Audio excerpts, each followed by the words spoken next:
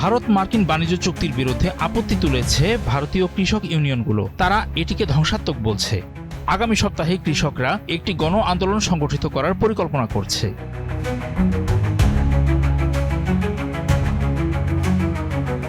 মার্কিন president Donald Trump ভারতের সঙ্গে একটি চুক্তি ঘোষণা করেছেন। সেখানে ভারতীয় পণ্যের উপর মার্কিন শুল্ক 50% থেকে কমিয়ে 18% করা হয়। বিনিময়ে রাশিয়ান জ্বালানি তেল কেনা বন্ধ করবে ভারত। বাণিজ্য বাধাও কমানো হবে। ভারতের বাণিজ্যমন্ত্রী পীযূষ গোয়েল বলেছেন, চুক্তিটি সংবেদনশীল কৃষি ও দুগ্ধজাত পণ্য সম্পূর্ণরূপে রক্ষা করে কৃষকদের স্বার্থ এবং গ্রামীণ জীবিকা রক্ষা করবে। এক্সট্রিম মশার কয়েল প্ল্যান্ট ফাইবার দিয়ে তৈরি। ডেঙ্গু, চিকুনগুনিয়া বাহি সহ যে কোনো মশার বিরুদ্ধে দেয় এক্সট্রিম সুরক্ষা।